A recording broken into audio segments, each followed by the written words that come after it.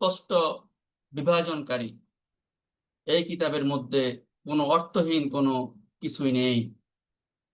এরপর আল্লাহ রাসূল বলেন, মান তারাকাহু মিন জাব্বারিন কসসামাহুল্লাহ, যে ব্যক্তি গর্ববেশে এই কিতাবকে ছেড়ে দিবে, কসসামাহুল্লাহ, আল্লাহ তাআলা তাকে চূর্ণ বিচূর্ণ করে দিবেন। আল্লাহ রাসূল বলেন, ওমান ইবতাগাল হুদা ফি গায়রিহি আদাল্লাহুল্লাহ, এই কিতাবকে বাদ দিয়ে যে হেদায়েত খোঁজ করবে, আল্লাহ তাআলা তাকে পথভ্রষ্ট করে দিবেন। ওয়াহুয়া হাবলুল্লাহিল মাতিন ওয়াহুয়া যিকরুল হাকীম ওয়াহুয়া সিরাতুল মুস্তাকিম। আল্লাহ রাসূল বলেন, এটা হলো আল্লাহ তাআলার মজবুত রশি এবং হিকমাহ ও প্রজ্ঞাপূর্ণ উপদেশ, এবং এটা হচ্ছে হুয়া সিরাতুল মুস্তাকিম, সহজ সরল পথ। এরপর আল্লাহ রাসূল সাল্লাল্লাহু আলাইহি ওয়াসাল্লাম বলেন, মান ক্বালা বিহি সাদাকা, যে ব্যক্তি কোরআন অনুযায়ী কথা বলে সে সত্য বলে। ওয়ামান আমিলা বিহি উজরা, এবং যে সে অনুযায়ী আমল করে সে প্রতিদান পায়। ওমান হাকামা বিহি আদালা, এবং যে এর সাহায্যে বিচার ফয়সালা করে সে ইনসাফ করে। ওয়ামান দাআ ইলাইহি হুদিয়া ইলা সিরাতিন মুস্তাকিম, এবং যে এর দিকে আহ্বান করে সে সঠিক পথ দেখায়। এরপর আলী রাদিয়াল্লাহু তাআলা আনহু আওয়ারকে বলেন, ফুজ হা ইলাইকা ইয়া আওয়ার, হে আওয়ার, তুমি এই কিতাবকে শক্তভাবে আঁকড়ে ধরো। ইনশাআল্লাহ আমরা আজকে এই কিতাব থেকে কথা বলবো, এবং আল্লাহ রাসূল সাল্লাল্লাহু আলাইহি সাল্লাম এই আয়াতের প্রেক্ষিতে যে কথাগুলো বলেছেন আমরা সেগুলো শুনবো। আর আমরা এই কথাগুলো মনোযোগ সহকারে আজকে শুনবো ইনশাআল্লাহ। কেননা আল্লাহ তাআলা সূরা কফের ৩৭ নং আয়াতে ইরশাদ করেন, ইন্না ফি যালিকা লাযিকরা লিমান কানা লাহু কলবুন আও আলকাস সামআ ওয়া হুয়া শাহীদ, নিশ্চয়ই এই কিতাবে, এই কোরআনের মধ্যে রয়েছে উপদেশ তার জন্য যার যার রয়েছে একটি অন্তর, আও আলকাস সামআ ওয়া হুয়া শাহীদ, অথবা যে এই কোরআনকে মনোযোগ সহকারে শ্রবণ করে তার জন্য রয়েছে এই কোরআনের মধ্যে উপদেশ। উপস্থিতি, আজকে আমাদের নির্দিষ্ট আয়াত, প্রথম প্রথম আয়াতে আল্লাহ তাআলা ইরশাদ করেন, ইন্নাল্লাযীনা ক্বালু রাব্বুনাল্লাহ, নিশ্চয়ই যারা বলে আমাদের রব আল্লাহ। হ্যাঁ, এই কথাটি কারা বলেছে? ক্বালু রাব্বুনাল্লাহ, এই কথাটি কারা বলল? এই কথাটি শুধু মুসলিমরা বলে নাই, এই কথা ইমানদার, বেঈমান, মুশরিক, কাফের, নাস্তিক সবাই তখন বলেছিল। এখন এটা কোথায় বলেছে? আমরা সবাই এটা বলেছি আমাদের রূহের জগতে। সূরা আল আরাফের ১৭২ নং আয়াতে আল্লাহ তাআলা ইরশাদ করেন, ওয়াইদ আখাযা রাব্বুকা মিন বানি আদামা মিন যুহুরিহিম যুররিয়াতাহুম ওয়া আশহাদাহুম আলা আনফুসিহিম, আর হে নবী, লোকদেরকে স্মরণ করিয়ে দাও সেই সময়ের কথা যখন তোমার রব বনি আদমের পৃষ্ঠদেশ থেকে তাদের বংশধরদের বের করেছেন। ওয়া আশহাদাহুম আলা আনফুসিহিম, এবং তাদেরকে তাদের নিজেদের উপর সাক্ষী বানিয়ে আলাস জিজ্ঞেস করেছেন, আলাস্তু বিরব্বিকুম, আমি কি তোমাদের রব নই? ক্বালু বালা শাহিদনা, তখন তারা সকলেই বলেছিল, নিশ্চয়ই আপনি আমাদের রব, শাহিদ না, আমরা এর সাক্ষ্য দিচ্ছি।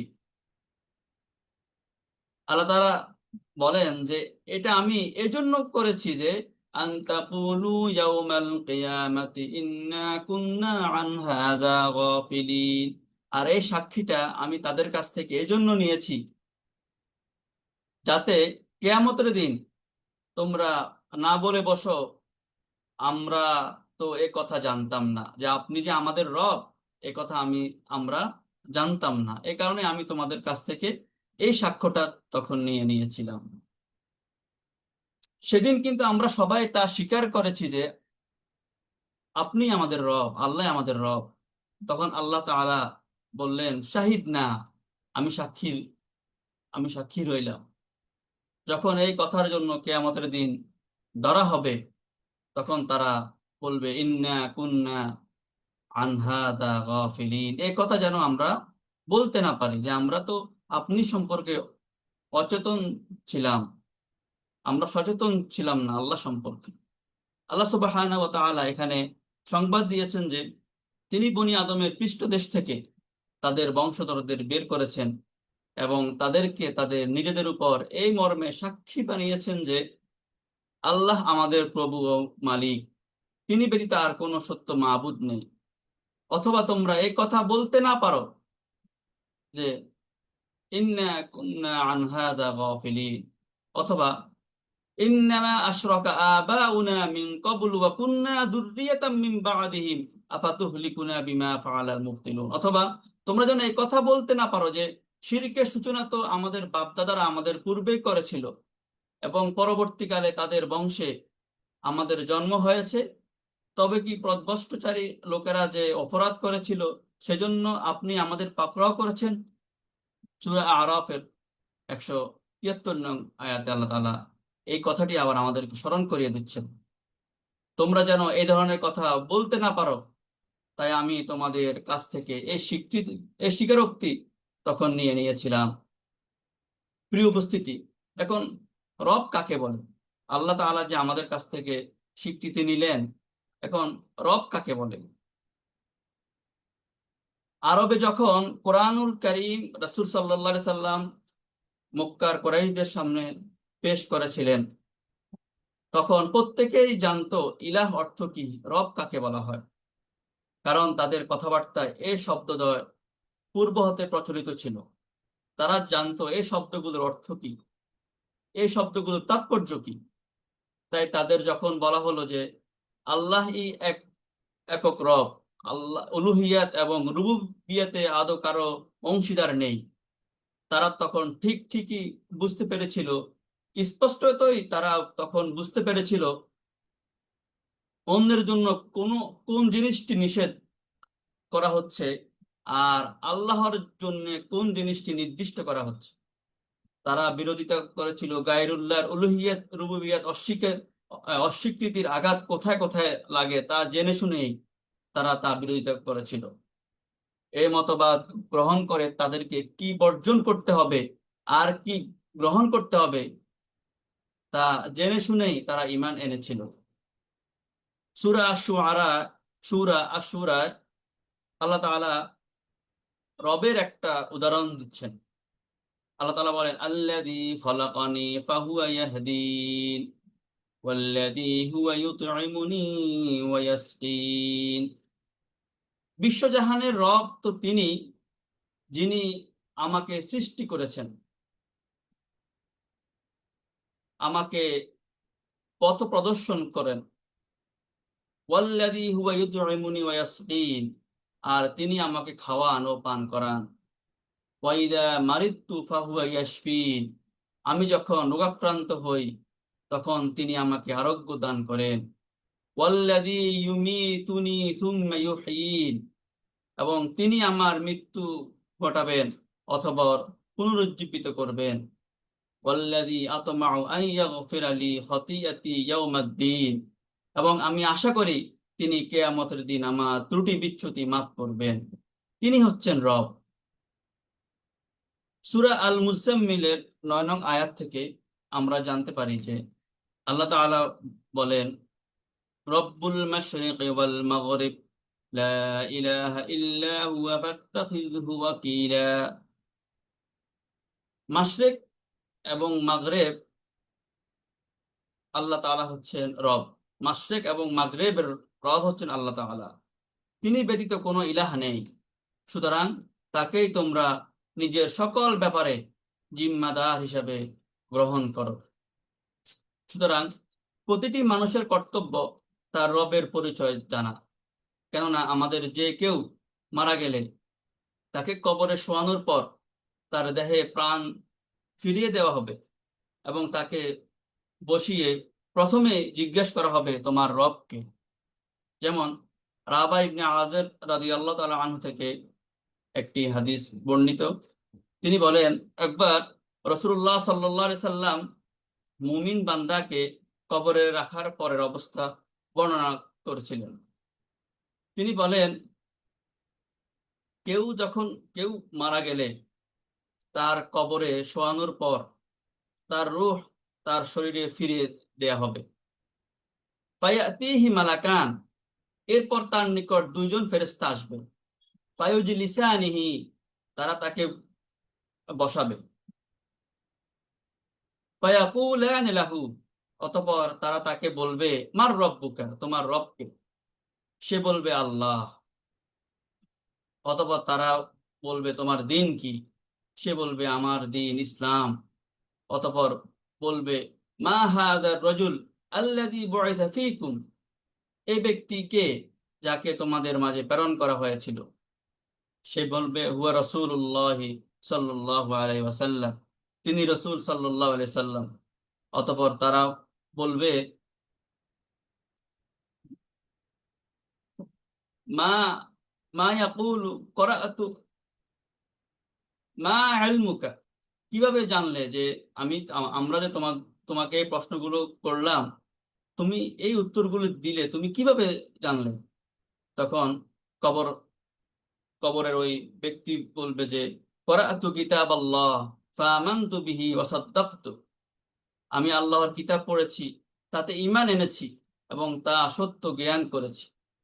অতঃপর এক ঘোষণাকারী আসমানে ঘোষণা দিবে ফায়ুনাদি মুনাদি ফিস সামা আন সাদাকা আবদি, আমার বান্দা সত্য বলেছে, অতএব তার জন্য জান্নাতের বিছানা বিছিয়ে দাও।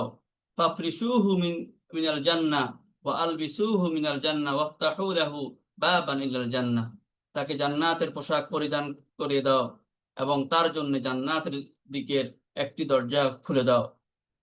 তিনি বলেন, ফলে তার কাছে জান্নাতের সুঘ্রাণ ও সুগন্ধি আসবে, তার জন্য তার দৃষ্টির সীমা পর্যন্ত তার কবর প্রশস্ত করে দেয়া হবে। সম্মানিত উপস্থিতি, ইন্নাল্লাযীনা ক্বালু রাব্বুনাল্লাহ, নিশ্চয় যারা বলে আল্লাহ আমাদের প্রভু, এরপর এই কথা বলার পরে সুম্মাস্তাকামু, এর উপর অটল থাকে। ইন্নাল্লাযীনা ক্বালু রাব্বুনাল্লাহ, আল্লাহকে রব বলে স্বীকার করে, সুম্মাস্তাকামু, এবং এই রব বলে স্বীকার করার পরে এই কথার উপর অটল থাকে। এই কথার উপর অটল থাকতে গিয়ে যুগে যুগে ইমানদারদের উপর নেমে এসেছিল সীমাহীন নির্যাতন। কেননা তারা বুঝেছিল আল্লাহর প্রতি ঈমান আনা হচ্ছে সকল আল্লাহর প্রতি ঈমান আনা হচ্ছে সকল নিয়ামতের মধ্যে সবচেয়ে বড় এবং মূল্যবান নিয়ামত। ঈমান ছাড়া যাবতীয় আমল নিষ্ফল, আর ঈমান থাকলে সামান্য ঈমানও দামি, সামান্য আমলও তখন অনেক দামি হয়ে যায়। ঈমান যত বিশুদ্ধ, মজবুত ও পরিপূর্ণ হবে, ইবাদত, বন্দেগী, লেনদেন, চলাফেরা, আচার ব্যবহার, স্বভাব চরিত্র তত সুন্দর ও সমৃদ্ধ হবে। সাহাবায়ে কেরামের ঈমান অত্যন্ত বিশুদ্ধ, মজবুত ও পরিপূর্ণ ছিল। তাদের অন্তরে ঈমান গেঁথে গিয়েছিল। সাহাবায়ে কেরামের জীবনে দুঃখ কষ্ট এসেছে, কাফেররা তাদের উপর নির্যাতন করেছে, কাফেরদের একটাই দাবি ছিল মুহাম্মদের ধর্ম ছেড়ে দাও, তাহলে আমাদের থেকে মুক্তি পেয়ে যাবে। সেই সঙ্গে ছিল নানা প্রলোভন, কিন্তু সাহাবিগণ এগুলো অবলীলায় প্রত্যাখ্যান করেছেন, দুঃখ কষ্ট হাসি মুখে বরণ করেছেন। ঈমান ও কুফর, তাওহীদ ও শিরকের প্রশ্নে তারা কখনো আপোষ করেননি। তারা এটার উপর ইস্তেকামাত ছিল, সর্বদা ঈমানকে বুকে আলগে রেখেছিল। ঈমানের জন্য জান মাল বিসর্জন দিয়েছেন, পিতামাতা, আত্মীয় স্বজন, বন্ধু বান্ধবের সঙ্গে সম্পর্ক ছিন্ন করেছেন এই ঈমানের জন্য। রণাঙ্গনে তরবারি হাতে জিহাদ করেছেন এই ঈমানকে নিয়ে। তারা আল্লাহকে ভালোবেসে, আল্লাহর উপর আল্লাহর কদ রব্বুন আল্লাহ বলে এটার উপর ইস্তেকামাত থেকে এটা দিলে আমাদের কথা। সাহাবায়ে কেরাম ঈমানের স্বাদ পেয়েছেন, কদ রব্বুন আল্লাহ এ কথার স্বাদ পেয়েছেন। ঈমানের স্বাদ লাভের যাবতীয় উপকরণ তাদের মধ্যে বিরাজমান ছিল। আর ঈমানের স্বাদ অর্জিত হয়ে গেলে কোনো কষ্ট আর কষ্ট মনে হয় না। সহিহ বুখারীতে নবী সাল্লাল্লাহু আলাইহি সাল্লাম এর একটি হাদিস, তিনি ইরশাদ করেন, সালাসু মান কুন্না ফিহি ওয়াজাদা হালাওয়াতাল ঈমান, যার মধ্যে তিনটি গুণ থাকবে সে ইমানের স্বাদ পাবে। একটি হচ্ছে আইয়াকুন আল্লাহু ওয়া রাসূলুহু আহাব্বা ইলাইহি মিম্মা সাওয়াহুমা, আল্লাহ ও তার রাসূল তার কাছে অন্য সব কিছুর চেয়ে প্রিয় ব্যক্তি হবে, প্রিয় হবে। ওয়া ইউহিব্বাল মারআ লা ইউহিব্বুহু ইল্লা লিল্লাহ, কাউকে শুধুমাত্র সে আল্লাহর জন্য ভালোবাসবে। ওয়া আন ইয়াকরাহু আন ইয়াউদা ফিল কুফরি কামা ইয়াকরাহু আন ইউকযাফা ফিন নার, এবং কোন ব্যক্তি ঈমান আনার পর কুফরিতে ফিরে যাওয়াকে আগুনে নিক্ষিপ্ত হওয়ার মতো অপছন্দ করবে। বিশিষ্ট সাহাবী আব্দুল্লাহ ইবনে ওমর রাদিয়াল্লাহু তাআলা আনহু সাহাবীদের সম্পর্কে বলেন, আল ঈমানু ফি কুলুবিহিম আ'যামু মিনাল জিবাল, সাহাবীদের অন্তরে ঈমান এমন ছিল যে তা আ'যামু মিনাল জিবাল, পাহাড়ের চেয়েও দৃঢ় ছিল। সাআদ ইবনে আবি ওয়াক্কাস রাদিয়াল্লাহু তাআলা আনহু ইসলাম গ্রহণের আগে মায়ের প্রতি যত্নবান ও সদাচারী ছিলেন। তিনি ইসলাম গ্রহণ করলে তার মা তাকে বলল, তুমি তুমি কি এই দিন গ্রহণ করেছো? তুমি যদি তা ত্যাগ না করো তাহলে আমি পানাহার ছেড়ে দিব। আমি না খেয়ে যদি মারা যাই, মানুষ তোমাকে মা হত্যাকারী বলবে। সাআদ রাদিয়াল্লাহু তাআলা আনহু বললেন, লা তাফআলি ইয়া উম্মি, হে আম্মা, হে আমার মা, আপনি এমন করবেন না। ইন্নী লা আদাউ দীনি হাদা লিশাইইন, আমি আমার দিন কিছুতেই ত্যাগ করতে পারবো না। এ কথা শুনেও তার মা 2 দিন না খেয়ে থাকলেন। এতে তার মা ভীষণ দুর্বল হয়ে পড়ল। তার মা ভেবেছিল এই অবস্থা দেখলে মা ভক্ত ছেলের অন্তরে দয়ার সৃষ্টি হবে এবং মাকে বাঁচানোর জন্য সে ইসলাম বর্জন করবে, ইসলাম ছেড়ে দিবে, ঈমান ছেড়ে দিবে। কিন্তু সাআদ রাদিয়াল্লাহু তাআলা আনহু এবার আরো পরিষ্কার ভাষায় তার মাকে বললেন, ইয়া উম্মি, হে আমার মা, তাআলামিনা, আপনি জেনে রাখুন, ওয়াল্লাহি ইয়া উম্মি, হে মা, আপনি জেনে রাখুন, আল্লাহর কসম, লাউ কানাত লাকি মিআতু নাফসিন, আপনার যদি 100 প্রাণ থাকতো আর সবগুলো একের পর এক বের হয়ে যেত, ফাখরাজাত নাফসান নাফসান, একটার পর একটা প্রাণ যদি বের হয়ে যেত, মা তারাকতু হাদা লিশাইইন, তবু আমি আমার এই দিন ত্যাগ করতাম না, আমি এই দিন আমি ছেড়ে দিতাম না। এরপর বলেন, ইন শি'তি ফাকুলি, যদি আপনার ইচ্ছা হয় আপনি খেতে পারেন, ওয়া ইন শি'তি ফালা তাকুলি, যদি আপনার ইচ্ছা হয় আপনি নাও খেতে পারেন।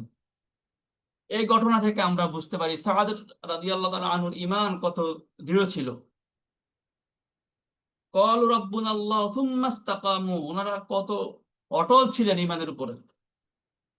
যার কাছে জন্মদাতা মাও হার মানা, যেখানে পৃথিবীর সবকিছু একদিকে আর ঈমান আরেকদিকে, সবকিছু ত্যাগ করা সম্ভব, ঈমান ত্যাগ করা সম্ভব নয়। সাআদ রাদিয়াল্লাহু তাআলা আনহু মাকে ভালোবাসতেন এবং মায়ের প্রতি সদাচারীও ছিলেন। এজন্য মা তাকে ঈমান থেকে ফেরানোর জন্য মায়ের ভালোবাসাকে অস্ত্র হিসেবে ব্যবহার করেছিল।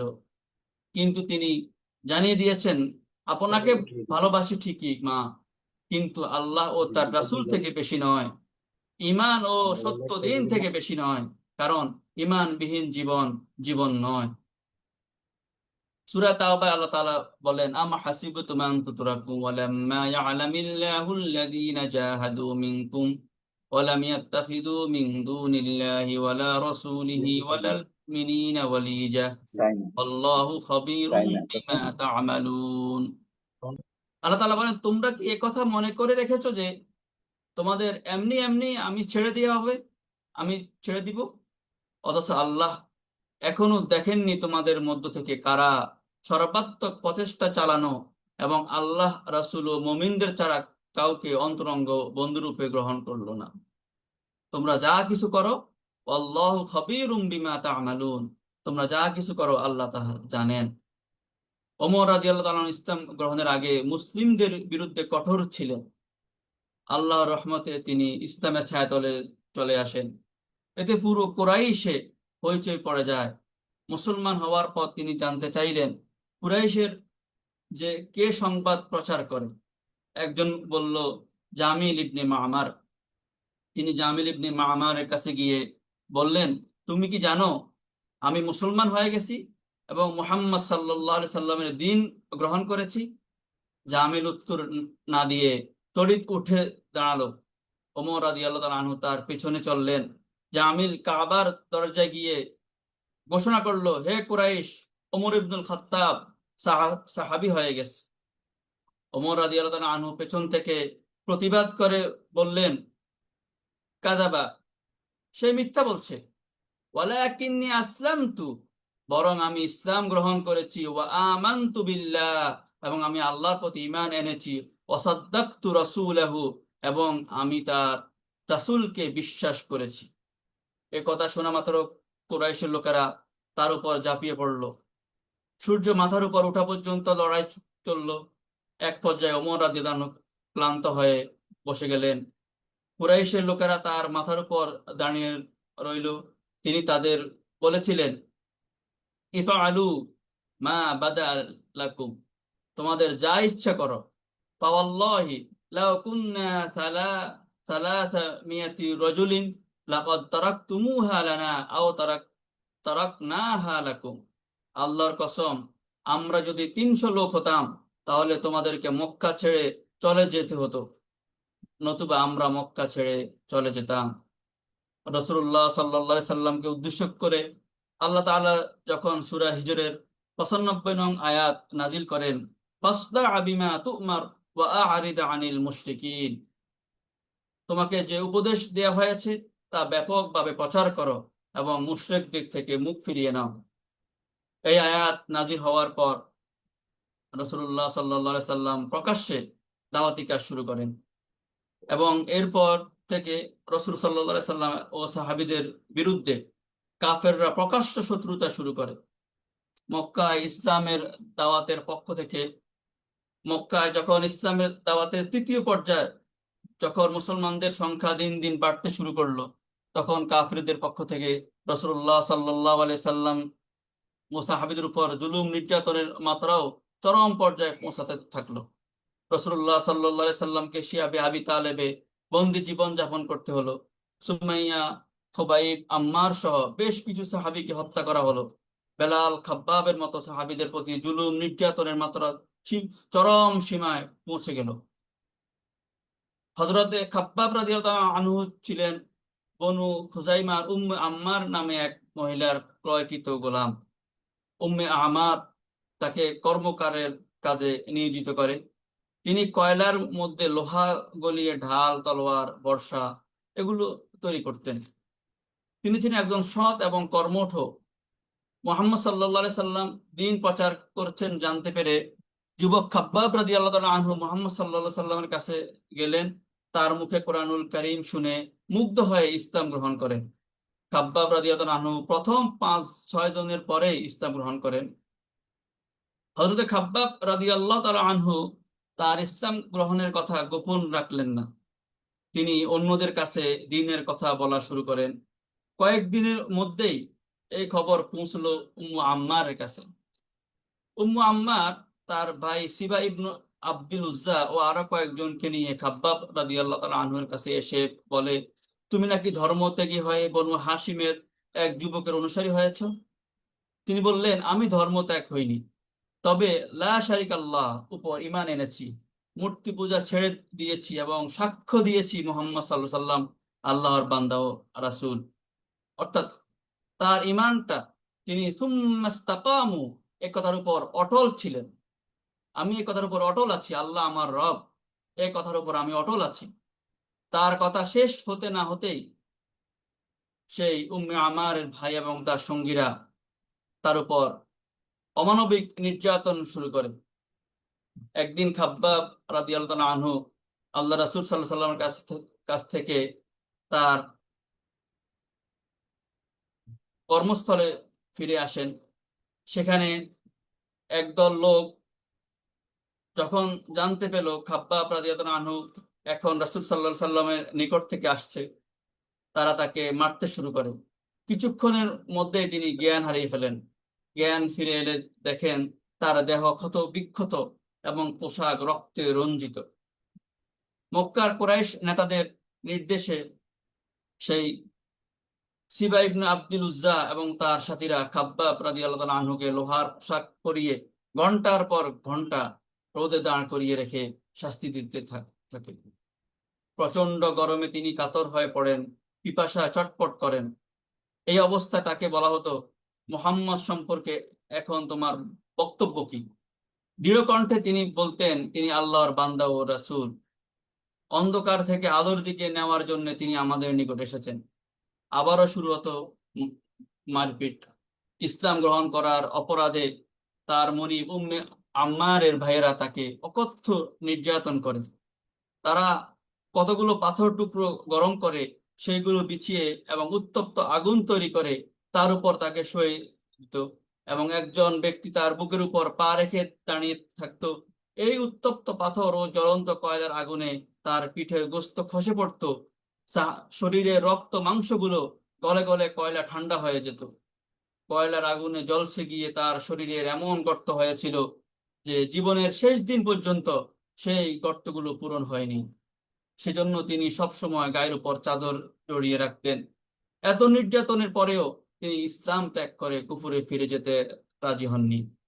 ওমর রাদিয়াল্লাহু তাআলা আনহুর খেলাফতের সময় তিনি খাব্বাব রাদিয়াল্লাহু তাআলা আনহুর উপর নির্যাতনের বিস্তারিত জানতে চাইলে খাব্বাব রাদিয়াল্লাহু তাআলা আনহু বলেন, আমার কোমরের প্রতি লক্ষ্য করুন। হযরত ওমর রাদিয়াল্লাহু তাআলা আনহু তার কোমর দেখে বলেন, হায়, এ কি অবস্থা? তখন খাব্বাব বলেন, আমাকে জ্বলন্ত অঙ্গার উপর শুয়ে ধরে রাখা হতো, ফলে আমার চর্বি এবং রক্ত প্রবাহিত হয়ে আগুন নিভে যেত।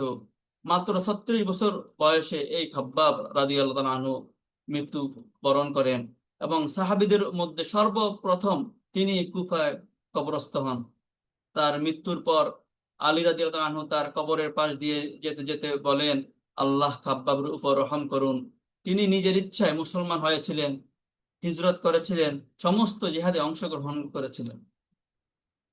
সেই খাব্বাব রাদিয়াল্লাহু তাআলা আনহু থেকে একটি হাদিস, তিনি বলেন, শাকাউনা ইলা রাসূলিল্লাহি সাল্লাল্লাহু আলাইহি সাল্লাম ওয়া হুয়া মুতাওয়াসসিদুন বুরদাতান ফি জিল্লিল কাবা। আমরা রাসূলুল্লাহ সাল্লাল্লাহু আলাইহি সাল্লামের নিকটে গেলাম, তখন তিনি কাবার ছায়ায় বসে আরাম করছিলেন। আমরা তখন রাসূল সাল্লাল্লাহু আলাইহি সাল্লামকে বললাম, আলা তাস্তানসিরু লানা আলা তাদউল্লাহ লানা। হে আল্লাহর রাসূল সাল্লাল্লাহু আলাইহি সাল্লাম, আপনি কি আমাদের জন্য আল্লাহর কাছে সাহায্য চাইবেন না এবং দোয়া করবেন না? আমরা তো মার খেতে খেতে শেষ হয়ে গেলাম। আমাদের কথা শুনে রাসূল সাল্লাল্লাহু আলাইহি সাল্লাম বললেন, কানা রাজুলু ফীমান ক্বাবলাকুম। হে খাব্বাব, শুনো, তোমাদের আগে যারা এই পৃথিবীতে দ্বীনের দাওয়াত দিতে এসেছিল, আল্লাহ তাআলার উপর ইস্তেকামত ছিল, আল্লাহকে রব স্বীকার করে সেই কথার উপর অটল ছিল, তাদেরকে সমাজ শক্তি, রাষ্ট্র শক্তি তাদেরকে পাকড়াও করত। ইউহফারু লাহু ফিল আরদ, তাদের জন্য জমিনে গর্ত খনন করা হতো। ফায়াজআলু ফীহ, এরপর সে গর্তে তাদেরকে গেড়ে দেওয়া হতো। ফায়ুজাউ বিল মিনশার, এরপর করাত আনা হতো। ফায়ুদাউ আলা রাসিহি, সে করাত তার মাথার উপরে রাখা হতো। ফায়ুশাক্কু বিইসনাইন, এরপর করাত চালিয়ে জীবিত সেই মানুষটাকে চিরে দ্বিখণ্ডিত করে ফেলা হতো। ওমা ইয়াসুদ্দুহু যালিকা আন দীনিহি, এরপরেও তাদেরকে এক চুলো আল্লাহর দিন থেকে সরানো সম্ভব হয়নি। তারা আল্লাহর দিনের উপর অটল ছিল। আল্লাহর রাসূল সাল্লাল্লাহু আলাইহি সাল্লাম আরো বলেন, ও খাব্বাব, শুনো, ওয়ায়ুমশাতু বিআমশাতিল হাদিদি মা দুনা লাহমিহি মিন আজমিন আও সাআবিন। কোন কোন ক্ষেত্রে লোহার চিরুনি দিয়ে তাদের শরীরের হাড় থেকে মাংস আলাদা করে ফেলা হতো। ওমা ইয়াসুদ্দুহু যালিকা ওমা ইয়াসুদ্দুহু যালিকা আন দীনিহি, এরপরেও তাদেরকে দিন থেকে সরানো সম্ভব হয়নি। আল্লাহ রাসূল বলেন, খাব্বাব, আরো শুনো, ওয়াল্লাহি, আমি আল্লাহর কসম করে বলছি, এমন এক সময় আসবে, লায়ুতিমান্না হাযাল আমরা হাত্তা ইয়াসিরা রাকিবু মিন সানাঈ ইলা হাদরামাউত লা ইয়াখাফু ইল্লাল্লাহ আও যিবা আলা গনামিহি। যখন সানা থেকে হাদরামাউত পর্যন্ত মানুষ চলবে, এ মানুষগুলোর মনের মধ্যে আল্লাহর ভয় ছাড়া আর কোনো ভয় থাকবে না, আর মেষপালের জন্য ভাগের ভয় ছাড়া কোনো ভয় থাকবে না। ওয়ালাকিন্নাকুম তাস্তাজিলুন, বরং তোমরা বড্ড তাড়াহুড়া করছো। আল্লাহর সার্বভৌম ভিত্তিক ইসলামী আদর্শ প্রতিষ্ঠার কাজ করার কারণে পৃথিবীতে অনেক নবী রাসূলগণকে শহীদ করা হয়েছে, জেলখানায় বন্দী করা হয়েছে, অমানসিক নির্যাতন করা হয়েছে। যারা তাদের উপর ঈমান এনেছিল তারাও রেহাই পায়নি তাদের এই নির্যাতন জুলুম থেকে, তাদেরকে অনুরূপ পরিণতি ভোগ করতে হয়েছে। এরপরেও তাদেরকে হকের রাস্তা থেকে দূরে সরানো সম্ভব হয়নি। যুগে যুগে যুগ যুগ ধরে নবী রাসূলগণের প্রতি জুলুম নির্যাতনের বর্ণনা কোরআন কারীমে আল্লাহ তাআলা সূরা আল বাকারা 214 নং আয়াতে বলেন, আম হাসিবতুম আন তাদখুলুল জান্নাতা ওয়ালাম্মা ইয়াতিকুম মাসালুল লাযিনা খালাউ মিন ক্বাবলিকুম মাসসাতহুমুল বাসা ওয়াদ-দাররা ওয়াজুলজিলু হাত্তা ইয়াকুলা রাসূল ওয়াল লাযিনা আমানু মাআহু মাতা নাসরুল্লাহ আলা ইন্না নাসরাল্লাহি করিব। আল্লাহ তাআলা বলেন, তোমরা কি মনে করেছো এমনিতেই তোমরা জান্নাতে প্রবেশ করবে, এমনিতেই তোমরা জান্নাত পেয়ে যাবে? অথচ তোমাদের আগে যারা ঈমান এনেছিল তা তাদের উপর যা কিছু নেমে এসেছিল এখনো তোমাদের উপর সেসব নেমে আসেনি। তোমাদের উপর নেমে এসেছে, তাদের উপর নেমে এসেছিল কষ্ট, বিপদ, মুসিবত, তাদেরকে প্রকম্পিত করা হয়েছিল। এমনকি সমকালীন রাসূল ও তার সাথী, তার সাথে যারা ঈমান এনেছিল তারা চিৎকার করে বলে উঠেছিল, আল্লাহর সাহায্য কবে আসবে? মাতা নাসরুল্লাহ, কখন আল্লাহর সাহায্য আসবে? তখন তাদেরকে এই বলে সান্ত্বনা দেওয়া হয়েছিল, আলা ইন্না নাসরাল্লাহি করিব, অবশ্যই আল্লাহর সাহায্য অতি নিকটে। আল্লাহ তাআলা মুমিনদেরকে পরীক্ষা করার মাধ্যমে জেনে নেন ইমানের দাবিতে কারা সত্যবাদী আর কারা মিথ্যাবাদী। সূরা আনকাবুত আল্লাহ তাআলা বলেন, আহাসিবান নাসু আন ইউতরাকু আন ইয়াকুলু আমান্না ওয়া হুম লা ইফতানুন, মানুষ কি মনে করে যে আমরা ঈমান এনেছি বললেই তাদেরকে ছেড়ে দেওয়া হবে আর তাদের পরীক্ষা করা হবে না? অথচ ওয়ালাকাদ ফাতান্নাল্লাযীনা মিন ক্বাবলিহিম ফালায়ালামান্নাল্লাহুল্লাযীনা সাদাকু ওয়া লায়ালামান্নাল কাযিবিন, অথচ আমি তাদের পূর্ববর্তীদের সবাইকে পরীক্ষা করে নিয়েছি, ফলে অবশ্যই আল্লাহ জেনে নেবেন কারা সত্যবাদী এবং তিনি এটাও জেনে নেবেন কারা মিথ্যাবাদী। শুধু আল্লাহকে আল্লাহ বলে স্বীকার করলে হবে না, এই কথার উপর ইস্তেকামাত থাকতে হবে। ষড়যন্ত্রকারীরা সব সময় ষড়যন্ত্র করবে, ইমানদারদের শহীদ করবে, ক্ষতি সাধন করবে, কিন্তু তারা বিজয়ী হতে পারবে না। আল্লাহ তাআলা তার দ্বীনের আলোকে জ্বালিয়ে রাখবেন। আল্লাহ তাআলা বলেন, ইউরিদুনা লিইউতফিউ নূরাল্লাহি বিআফওয়াহিহিম ওয়াল্লাহু মুতিম্মু নূরিহি ওয়ালাউ কারিহাল কাফিরুন, তারা তারা তাদের মুখের ফুৎকারে আল্লাহর নূরকে নিভিয়ে দিতে চায়, কিন্তু আল্লাহ তার নূরকে পূর্ণতা দানকারী, যদিও তারা এই কাফেররা তা অপছন্দ করে। বড় বড় ইসলাম বিরোধী শক্তি ইসলামী আন্দোলনকে পৃথিবী থেকে নিঃস্ব করে দিতে চেয়েছিল, কিন্তু তারা সফল হতে পারেনি। ইব্রাহিম আলাইহিস সালামকে নমরুদ দ্বীনের দাওয়াত দেওয়ার কারণে নমরুদ তা সহ্য করতে পারল না। রাগান্বিত হয়ে ইব্রাহিম ইব্রাহিম আলাইহিস সালামকে হত্যা করার জন্য অগ্নিকুণ্ড তৈরি করে সে আগুনে তাকে ফেলে দিল। আল্লাহ তাআলা সে আগুনকে ইব্রাহিম আলাইহিস সালামের জন্য শান্তিদায়ক করে ঠান্ডা করে দিলেন। ক্বালু হাররিকুহু ওয়ানসুরু আলিহাতাকুম ইন কুনতুম ফাইলিন, তারা বলল, ইব্রাহিমকে আগুনে পুড়িয়ে দাও এবং তোমাদের দেবদেবীদেরকে সাহায্য করো যদি তোমরা কিছু করতে চাও। আর তারা বলেন, কুলনা ইয়া নারু কুনি বারদাও ওয়া সালামান আলা ইব্রাহিম, হে আগুন, ইব্রাহিমের জন্য তুমি শীতল ও শান্তিদায়ক নিরাপদ হয়ে যাও। প্রিয় উপস্থিতি, আল্লাহ তাআলা এরপর বলেন যে যারা আল্লাহকে রব বলে স্বীকার করে নিয়েছে এবং এর উপর অটল থেকেছে তাদের জন্য তাতানাজ্জালু আলাইহিমুল মালাইকা আল্লা তাখাফু ওয়া লা তাহজানু ওয়া আবশিরু বিল জান্নাতিল্লাতী কুনতুম তুআদুন। এই কথার পর যারা অটল অবিচল থাকে তাদের প্রতি ফেরেশতা নাজিল হয়। তাতানাজ্জালু আলাইহিমুল মালাইকা, ফেরেশতা নাজিল হয়ে বলে, আল্লাহ তাখাফু ওয়া লা তাহজানু ওয়া আবশিরু বিল জান্নাতিল্লাতী কুনতুম তুআদুন, আপনারা ভয় পাবেন না, চিন্তিত হবেন না, আপনারা খুশি হয়ে যান সেই জান্নাতের জন্য যার ওয়াদা আপনাদেরকে দেওয়া হয়েছিল। প্রিয় উপস্থিতি, আল্লাহ তাআলা আমাদের জন্য যে জান্নাতের ওয়াদা করেছেন তা কেমন হবে? আল্লাহ তাআলা সূরা মুহাম্মাদে বলেন, মাতালুল জান্নাতিল্লাতী উইদাল মুত্তাকুন ফিহা আনহারুম মিন মাইন গায়রি আসিন। মুত্তাকিদেরকে যে জান্নাতের ওয়াদা করা হয়েছে তার দৃষ্টান্ত হলো ফিহা আনহারুম মিন মাইন গায়রি আসিন ওয়া আনহারুম মিন লাবানিন লাম ইয়াতাগায়্যার তা'মুহু ওয়া আনহারুম মিন খামরিন লাযাতিল লিশ-শারিবিন ওয়া আনহারুম মিন আসালিন মুসাফফা ওয়া লাহুম ফিহা মিন কুল্লি সামারাতি ওয়া মাগফিরাতুম মির রাব্বিহিম।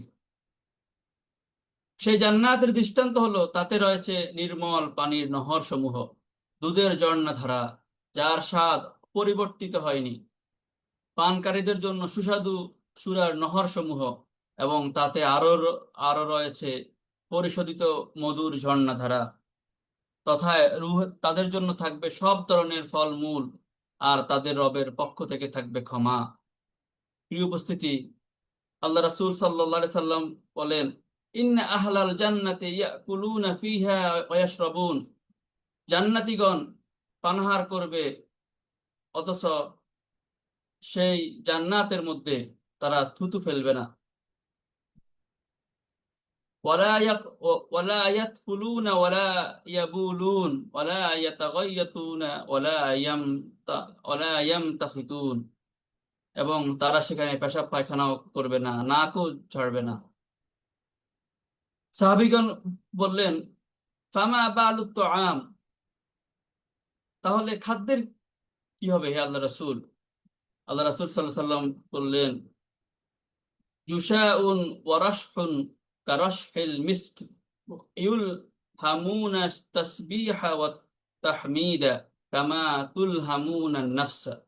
আল্লাহ রাসূল সাল্লাল্লাহু আলাইহি সাল্লাম বললেন, তারা ঢেকুর দিবে এবং মিষ্কের ন্যায় গাম বের হবে, তাদের তাসবিহ ও তাহমিদ শিখিয়ে দেওয়া হবে, যেমনই তাদেরকে শ্বাস প্রশ্বাসের ইলহাম হবে। প্রিয় উপস্থিতি, আমাদের সময় শেষ পর্যায়ে চলে এসেছে। আমরা যারা আল্লাহ তাআলার সে ওয়াদাকৃত জান্নাতে প্রবেশ করব, তখন ফেরেশতারা আমাদেরকে আবার এসে বলবেন, নাহনু আউলিয়াউকুম ফিল হায়াতিদ দুনিয়া ওয়া ফিল আখিরাহ। হে জান্নাতের অধিবাসীরা, তোমরা শুনো, আমরা দুনিয়ার জীবনও তোমাদের অলি ছিলাম, এবং আখিরাতেও তোমাদের আজকে আমরা বন্ধু হিসেবে থাকব। ওয়ালাকুম ফিহা মা তাশতাহি আনফুসুকুম ওয়ালাকুম ফিহা মা তাদউন। আপনাদের জন্য আল্লাহর পক্ষ থেকে এখানে মজুদ রয়েছে যা আপনাদের মন চাইবে, এবং আপনাদের জন্য মজুদ রয়েছে যা আপনাদের আদেশ করবেন সবকিছুই। আর এগুলো হচ্ছে নুজুলাম মিন গফুরির রহিম। আর এগুলো হচ্ছে আপনার পরম ক্ষমাশীল দয়াবানের পক্ষ থেকে আপনার জন্য উপহার। প্রিয় উপস্থিতি, আমরা আল্লাহ তাআলার নিকট দোয়া করি,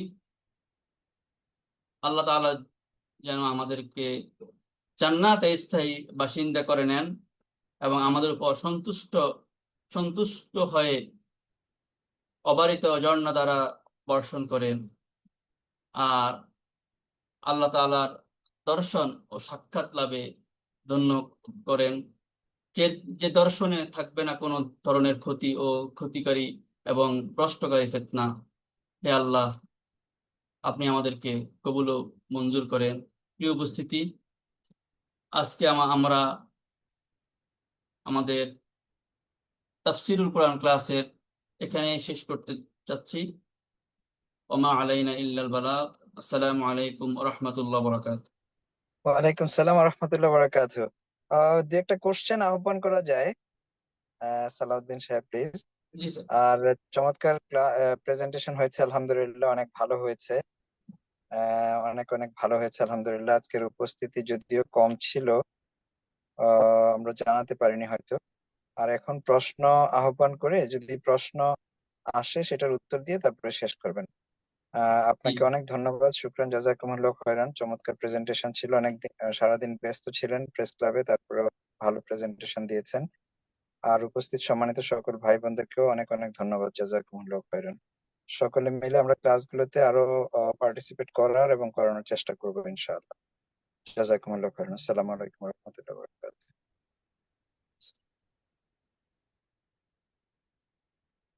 প্রশ্ন না থাকলে আমরা শেষ করে দিব কিনা?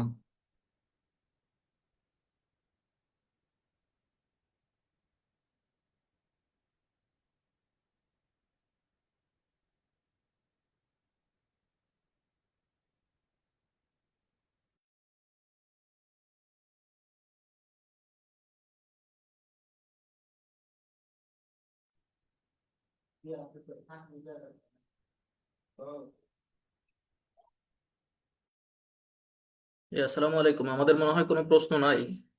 প্রশ্ন না থাকলে শেষ করতে পারেন প্লিজ। জি জি জি, শেষ করে দিন।